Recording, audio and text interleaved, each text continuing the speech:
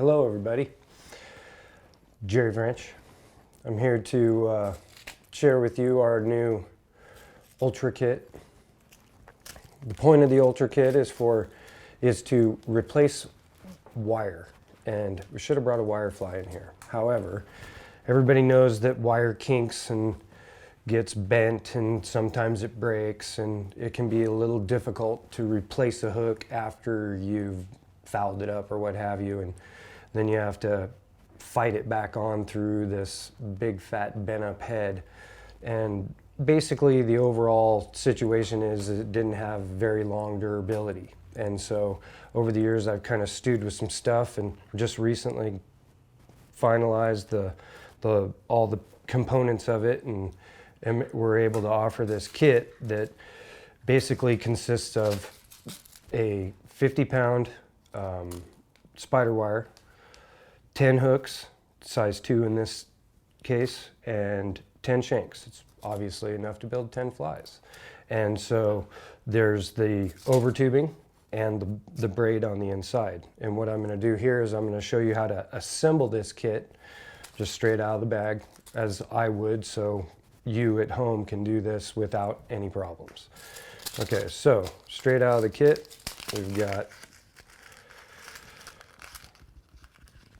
our Aqua Talon, which is a whole nother conversation in itself, which we will discuss along the way here. Shanks. This happens to be the 26mm round eye. There's a 27mm return die, and they go in round and return roughly all the way up to 51mm. So, and the kits again are all 10 pieces in every kit. So in this case, I'm going to be tying an ultra squid, and so I'm using a 26mm round eye. So the first thing I would do with this, let's just take the tubing out, straighten it out, and then take the braid and straighten it out. And what I do with the braid, you can do this at home, so I'll take and tie a knot, just make a loop on one end.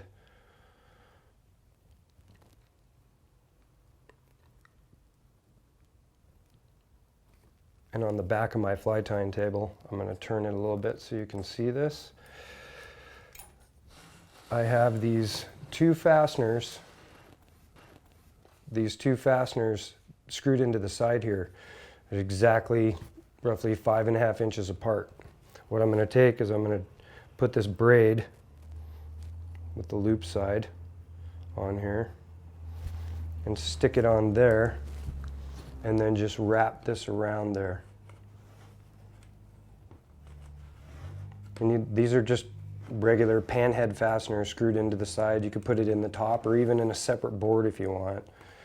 And then I'm going to crank this off, turn this back so I can actually cut it, and then just cut it on one side, and you essentially have a full sets.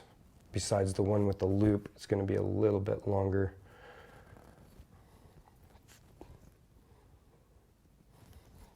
Full sets of braid for the kit. And I happen to take and cut them in large numbers because I use a lot of braid, and I stick them in this little hair tie and just keep them over here, and then I can pull them out. And I also happen to have the rigging mono for it over here as well. So let's just take those, stick them out of the way, and grab one. So the braid's cut for the kit. Obviously we're going to pull it in half first. And we'll set that aside. And the benefit here is that you have the combination of the tubing and the braid creates this best of both worlds scenario. You maintain hook position wherever you want it, whether you want the hook up or you want the hook down. It's a simple rotation of the tubing and bada bing, and it'll stay there. Now what you have is you have obvious hook placement right where you want it, but you don't have to worry about it fouling all the time, and it's quite easy to replace. So again, the best of both worlds. I happen to be a hookup guy, so I'm putting that back where it belonged. So tubing now. again, on the back side of my table, I have a little hash marks here. Cut these tubes at exactly 1 inch. And I will cut all big pile and fill a cup with these things just so they're all cut to the same length. And basically this 1 inch length will allow you to have enough braid to replace that hook once you've assembled this whole fly, if necessary. So that's where the 1 inch tubing length is important. Now you can make them longer, of course. That's not a problem at all, like we have here on Mike McGovney's Sculpins. As you can see, he's got a fairly long wing, so he's got a nice long ultra rig right to the back of the tail. And this makes it a heck of a lot easier to replace the hook. But it's, you know, as I said, if you make them too short, you can't replace the hook, but if you make them nice and long, you always can. So it's your prerogative. So once we've cut some tubing here, I personally like to take and give them a little talcum powder bath because they have a bit of a sticky coating on them that sticks to the materials and stuff. And a real quick little talcum will make it all go away. Toss these over here.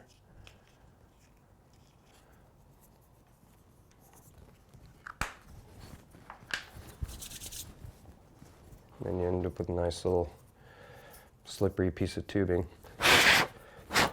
Okay, so just for assembling this kit, where I start is I have a piece of mono folded over. Let's slide this up through the tubing. I like to be able to, I don't see quite as well as I used to, so I make it look a lot more difficult than it actually is. But there we go. Slide that up into the tubing and leave a loop. Then you take your cut to section pieces of braid, slide this through to where your fold point was, okay? And then pull it up into the tube. And I don't pull it all the way through because at this point, I'm gonna put on size 2 Aqua Talon.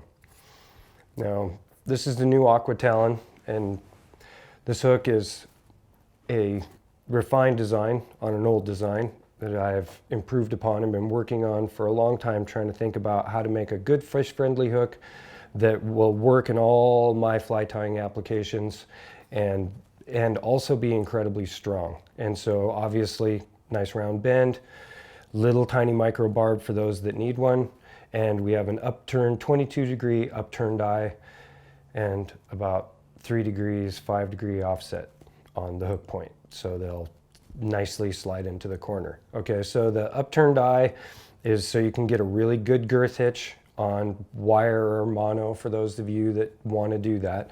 And then it'll still secure nicely with like my twisted hitch to the dirty hose and not make the hook ride funny. And of course, obviously 22 degrees is the perfect alignment with my hook point. So there are multiple reasons for that. But so now with the Aqua Talon, I just poke the mono down through the eye of the hook. And remember, it was just partially pulled through there. It's just pull the braid through the eye of the hook. You can get rid of the mono. Open the loop up. Now you can just girth hitch over it. I always put one hitch behind the eye. And the reason for that is to try to make a nice big gathering back here so the braid won't try to get through the eye of the hook. However, our Aqua Talons are very high quality and very nice clean return, so I've never had any problem with this. So what I do here now is take and install the hook into it, and there is a prepared ultra rig. So next step onto the shank. So here's a 26mm round eye aqua shank. Very lovely little thing. All edges are detailed. Black metal finish. All the exact same wire diameter. Nice stout shank. Okay. Yeah. So ultra squid. Nice gunmetal cone. It's actually a large. Put that in the vise. my 3/16. Make sure she's all rotated up. It's incredible how well these vices hold. You can't turn it at all once it's in there. Like, stop doing that. Okay, base of thread.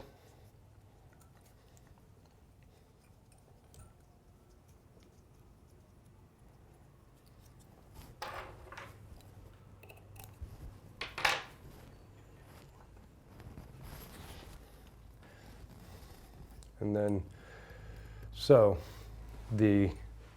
with the hook rigged in place as you want it on the fly, I tie it down right in the back,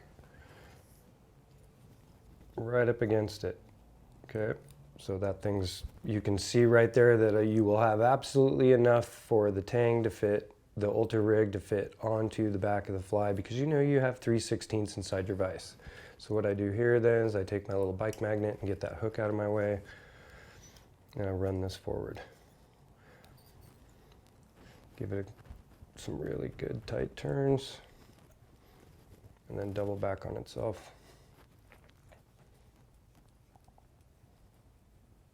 And I will super glue this because I double backed on itself instead of going through the eye.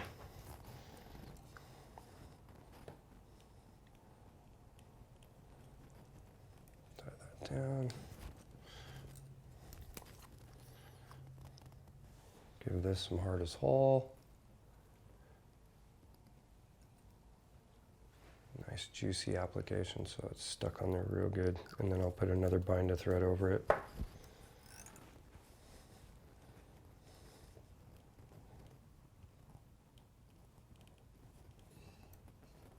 Okay. And I'm going to whip finish this just so I can show you this back end, and then we'll continue on this fly.